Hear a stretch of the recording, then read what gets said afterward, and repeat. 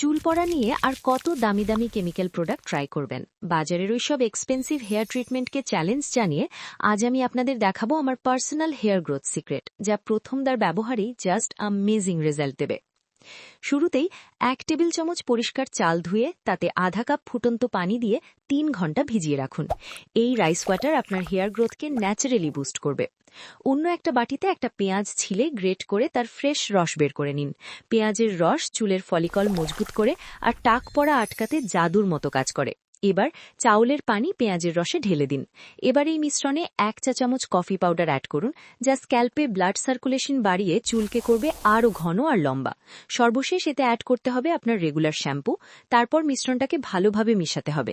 মেশাতে মেশাতে জানিয়ে দিন আপনি কোথা থেকে ভিডিওটি দেখছেন, যাতে পরবর্তী ভিডিওতে আপনাকে ধন্যবাদ দিতে পারি। ব্যাস, রেডি হয়ে গেল আপনার পাওয়ারফুল শ্যাম্পু।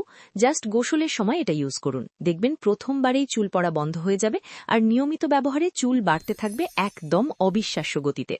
ভিডিওটি আপনার কাজে আসবে, তাই দ্রুত খুঁজে পেতে সেভ করে রাখুন। ভালো লাগলে লাইক রিঅ্যাক্ট দিন এবং এমন সব তথ্যবহুল ভিডিও নিয়মিত পেতে চ্যানেলটি সাবস্ক্রাইব করে রাখুন।